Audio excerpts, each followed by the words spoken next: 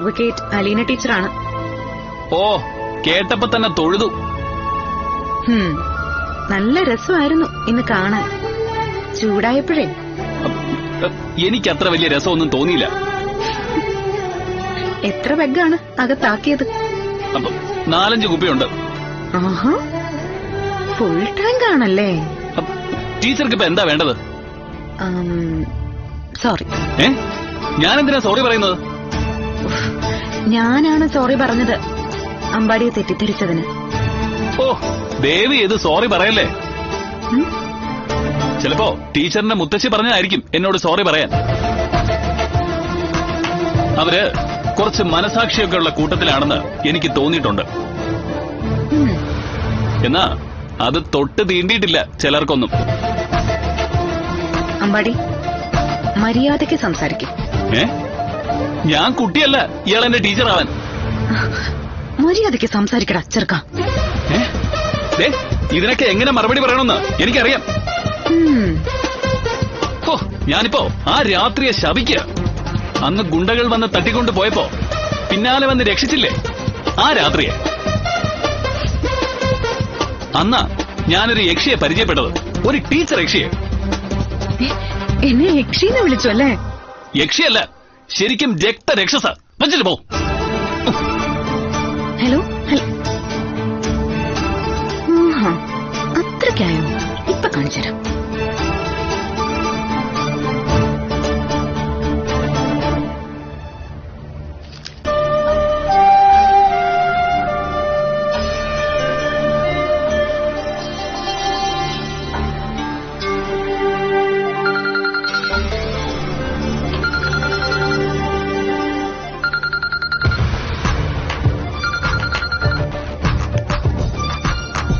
Hello, ആരാ? ഞാനാ അമ്മേ, അലീനയാ. എന്താ മോളെ ഈ നേരത്ത്? അമ്പാടിയെ വിളിച്ചിട്ട് കിട്ടിയില്ലേ? അമ്പാടിയൊക്കെ കിട്ടി. സംസാരത്തില് എനിക്കെന്തോ ഒരു പൊരുത്തക്കേട് തോന്നി. അമ്മയുടെ മോൻ കുടിച്ചിട്ടുണ്ടെന്നാ തോന്നുന്നേ. അതൊരു നല്ല ശീലമല്ലല്ലോ, അതാ വിളിച്ചു പറഞ്ഞത്. ഞാനാ വിളിച്ചെന്ന് പറയണ്ട, വെക്കട്ടെ. ശരി മോളെ.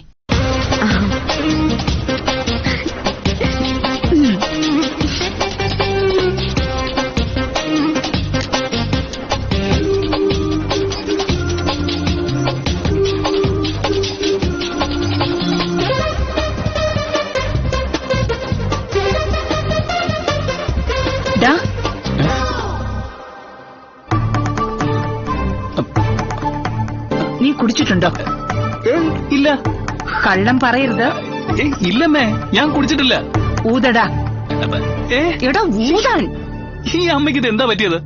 എനിക്കെന്തെങ്കിലും പറ്റിക്കോട്ടെ, നീ പറഞ്ഞ കാര്യം ചെയ്യ. മര്യാദയ്ക്ക് ഊതടാ.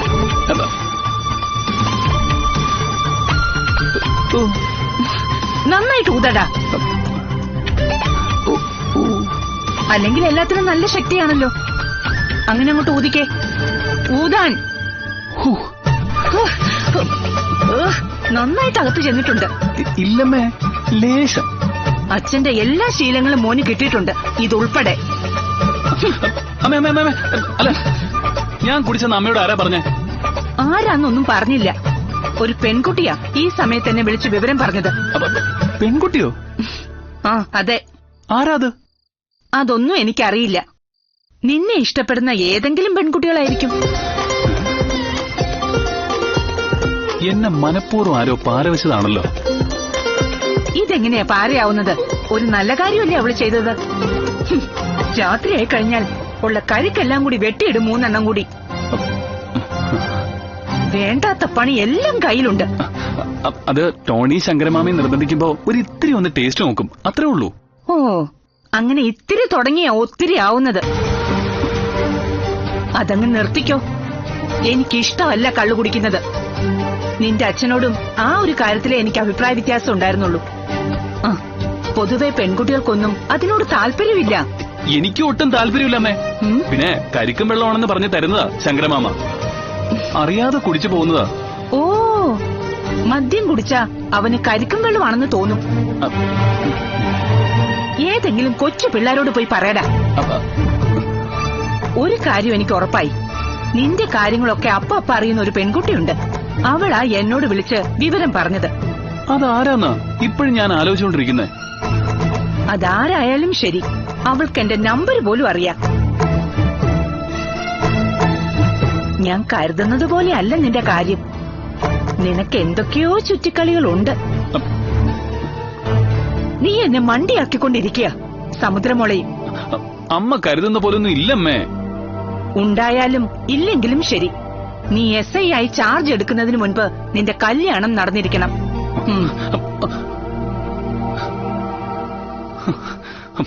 അവളെ ഇന്ന് ഞാൻ കാണിച്ചു കൊടുക്കാം.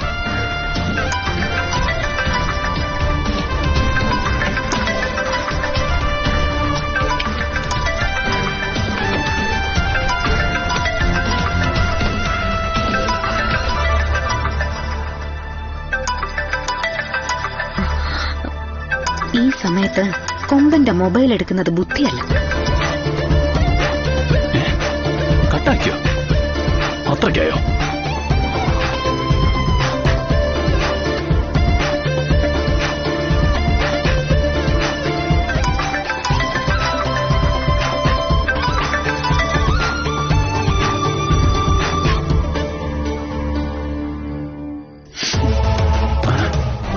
അവള് സ്വിച്ച് ഓഫ് ആക്കി.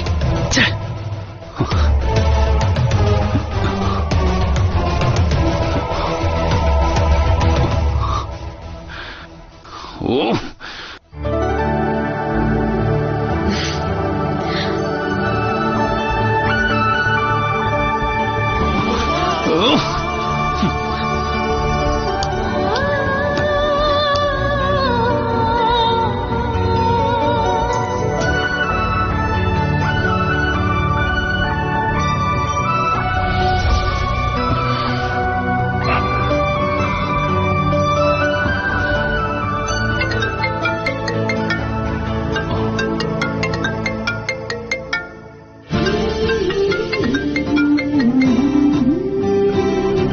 ഹലോ,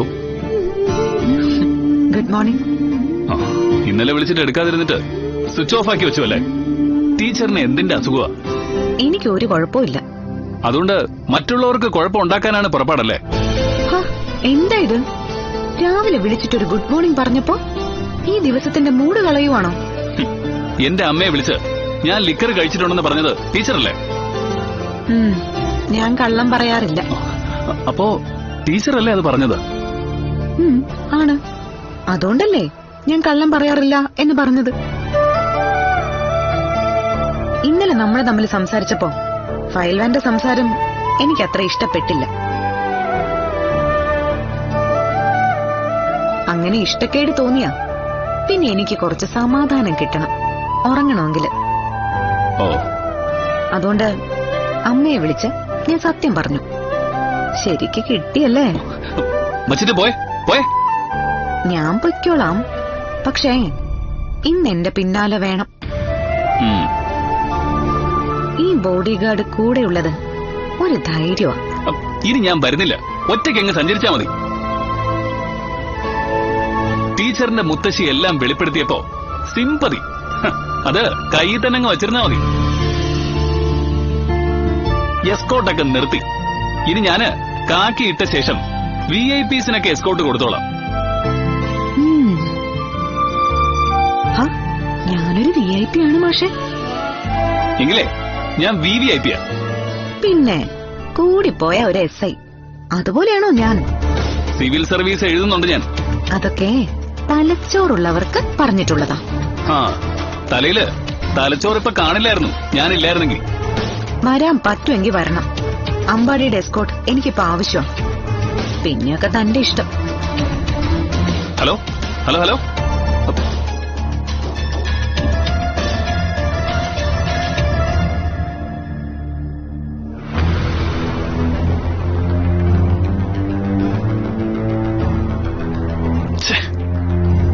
എന്താ എനിക്ക് ഇവിടെ മാത്രം വെറുക്കാൻ പറ്റാത്തത്? ഞാൻ പോവില്ല, ഉറപ്പായിട്ടും പോവില്ല. എന്താടാ അതിനൊരു ഉറപ്പില്ലാത്ത? ഇല്ല, ഉറപ്പിച്ചു, പോകുന്നില്ല.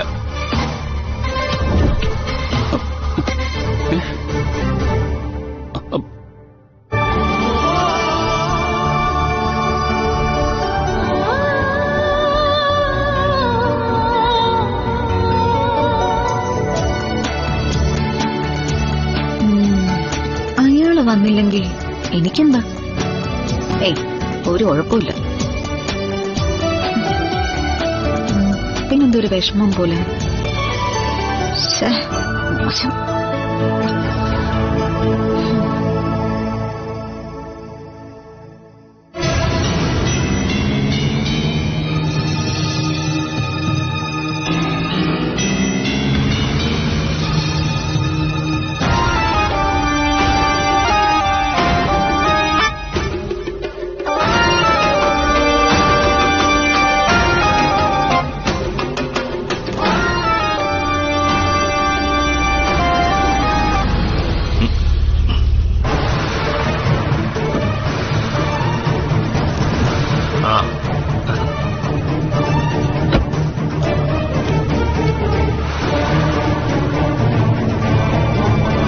തുറന്ന ബാറുകളൊക്കെ പൂട്ടണമെന്ന് നിരന്തരം പ്രസംഗിച്ചുകൊണ്ട് നടക്കുന്ന ആദർശധീരനായ നേതാവിന്റെ കയ്യില് ഇപ്പൊ ഏതു നേരവും മദ്യാണല്ലോ.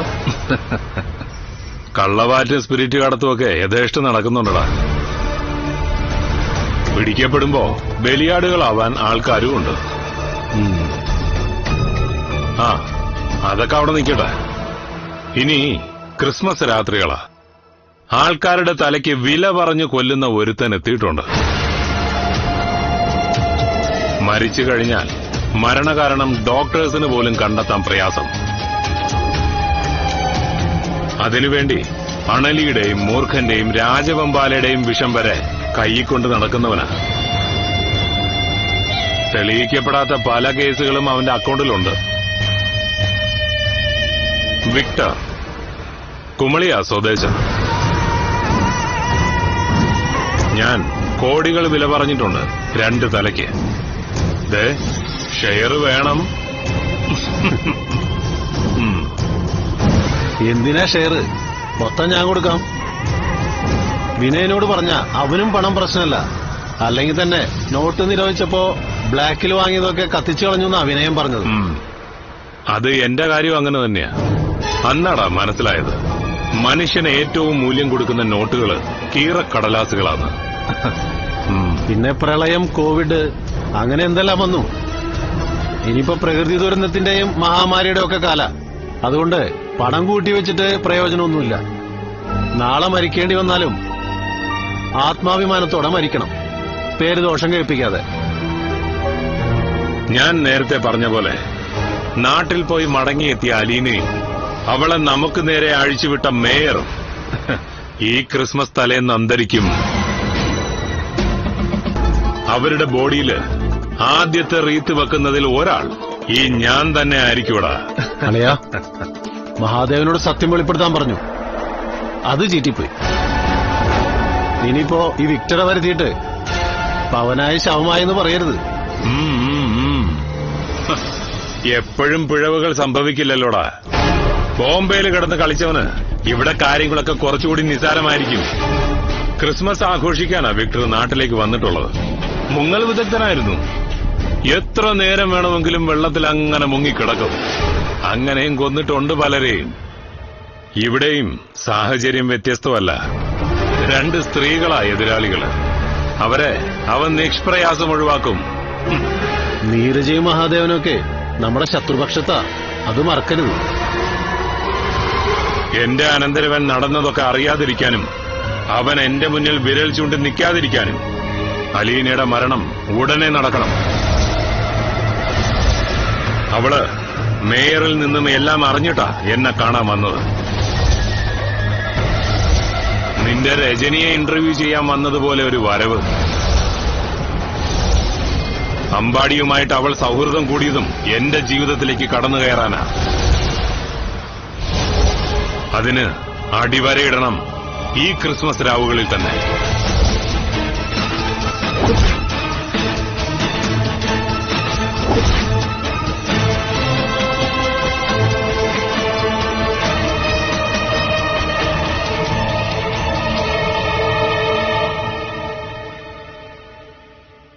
പീറ്ററും അലീന മോളും വന്നതിന് ശേഷമുള്ള ആദ്യത്തെ ക്രിസ്മസാ. അതെല്ലാ തവണത്തെയും പോലെ ചെറിയ തോതിലാകാൻ പാടില്ല. ഇച്ചായനും കൂടി അടുക്കള സഹായിക്കണം കേട്ടോ. സവോളയും ചെറിയുള്ളിയൊക്കെ അരിഞ്ഞു തരണം. വൈകുന്നേരമേ 2 താറാവിനെ മേടിച്ചോണ്ട് വരണം. എന്താ കോഴിയുടെയും താറാവിന്റെയും ഒക്കെ കാര്യം പറയുന്നത്? അമ്മച്ചി ക്രിസ്മസ് ഒരുക്കങ്ങളെ പറ്റി പറയേ. മോക്ക് എന്തെങ്കിലും ആവശ്യമുണ്ടെ പറയണം കേട്ടോ. ആ, ആവശ്യപ്പെടാതെ തന്നെ അമ്മച്ചി എല്ലാം ഉണ്ടാക്കുമെന്ന് എനിക്കറിയാലോ. ഓ. പിന്നെ ഇന്ന് രാത്രി നമുക്ക് അയലത്തെ 3 അംഗങ്ങൾ കൂടി അതിഥികളായിട്ടുണ്ട്. നാളെയും അവരിവിടെ കാണും ഫുൾ ടൈം. ക്രിസ്മസ് കഴിയുന്നവരെ ഇവിടെ ഉണ്ടായിക്കോട്ടെ. അവര് വീട്ടിലൊന്നും കാലമാക്കണ്ട. എല്ലാം ഇവിടെ തന്നെ.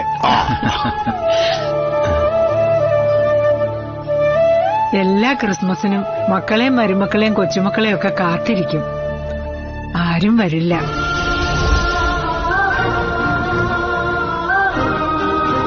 അവസാനം ഞങ്ങള് മുഖത്തോട് മുഖം നോക്കിയിരുന്ന എല്ലാ ദിവസത്തെയും പോലെ ക്രിസ്മസും ന്യൂ ഇയറും ഒക്കെ അങ്ങ് തള്ളി നീക്കും. ആ, പിന്നെ പള്ളി പോകുന്നത് ആകെ ഒരു ആശ്വാസം. ഇത്തവണ അതിനൊരു മാറ്റം വന്നത്. അമ്മച്ചി എന്നെ ഒന്ന് സഹായിക്കണം ക്രിസ്മസ് കേക്ക് ഉണ്ടാക്കാൻ. അതിന് സഹായിക്കുകയല്ല, ഞാൻ തന്നെ ഉണ്ടാക്കാമല്ലോ. ഏയ് അത് പറ്റില്ല. മോള് കേക്ക് ഉണ്ടാക്കുന്നതേ അയലത്തെ അമ്മയ്ക്ക് വേണ്ടിട്ടാ. അതെ അമ്മച്ചി, അമ്മയുടെ പേരിൽ ഒരു കേക്ക് ഉണ്ടാക്കണം. അത് മുറിച്ച് അമ്മയ്ക്ക് തന്നെ ആദ്യം കൊടുക്കണം. ആ, ഈ അമ്മ മകള് ബന്ധം വല്ലാതെ അങ്ങ് വളരുവാണല്ലോ പീറ്ററെ. അത് പിന്നെ അമ്മയില്ലാതെ വളർന്ന മോൾക്ക് ഇപ്പൊ ഒരു അമ്മയെ കിട്ടി. അതിന്റെ ആവേശമാ. ഈ പോക്ക് കണ്ട നീരജ മാഡം മോളുടെ സ്വന്തം അമ്മയാണെന്ന് തോന്നുന്നു.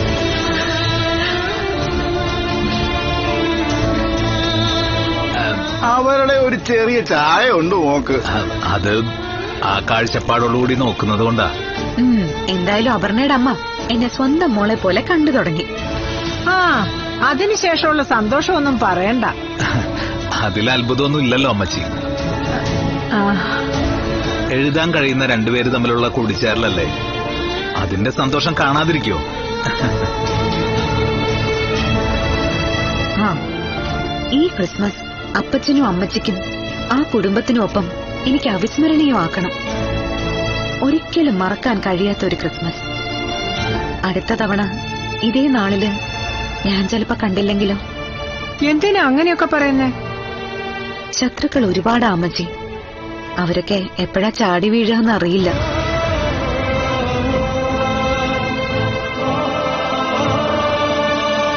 എന്തായാലും ഇന്നും നാളെയും മരണം അകന്നു നിൽക്കുമെന്നാണ് വിശ്വാസം. അതിനുവേണ്ടിയാ ഇന്ന് പള്ളിയിൽ പോയപ്പോ മാതാവിന്റെ മുൻപിൽ മെഴുകുതിരി തെളിയിച്ചത്. എല്ലാം മാതാവിനറിയാം.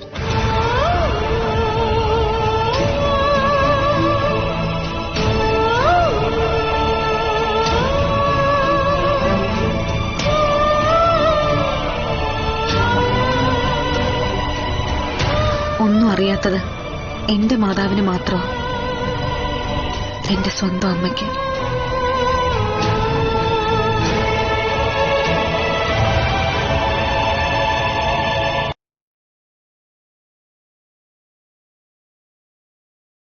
ക്രിസ്മസ് ആയിട്ട് ഒരാള് വിളിച്ചപ്പോ വരാൻ പറഞ്ഞില്ലല്ലോ. ചൂടിലാണ്, എങ്കിലും വിളിച്ചേക്കാം.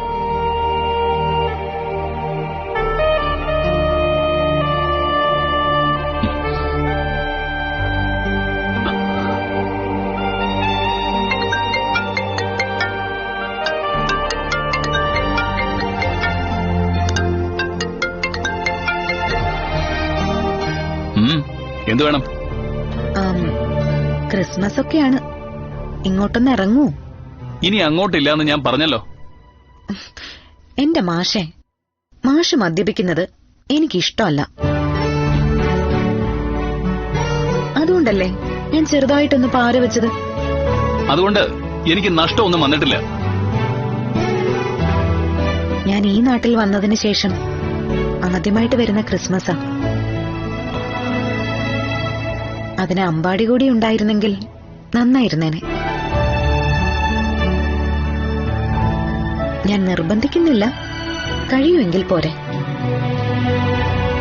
ആ പിന്നെ ക്രിസ്മസ് ആണെന്ന് കരുതി ഇവിടെ മദ്യം വിളമ്പത്തില്ല കേട്ടോ. ഞാനൊരു മദ്യപാനിയല്ല.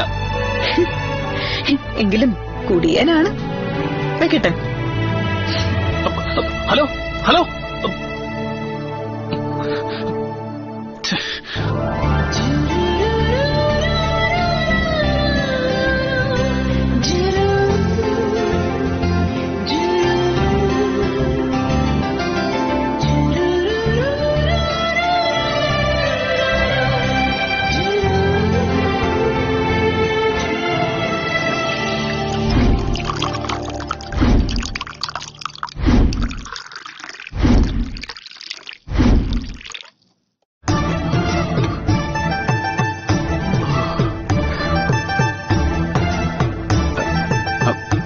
വാടാ വന്നടി വാടാ.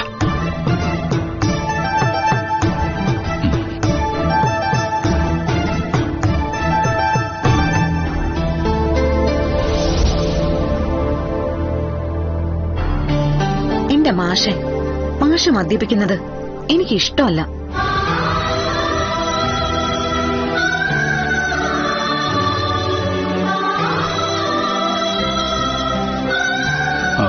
എനിക്ക് വേണ്ട, നിങ്ങൾ കഴിച്ചോ.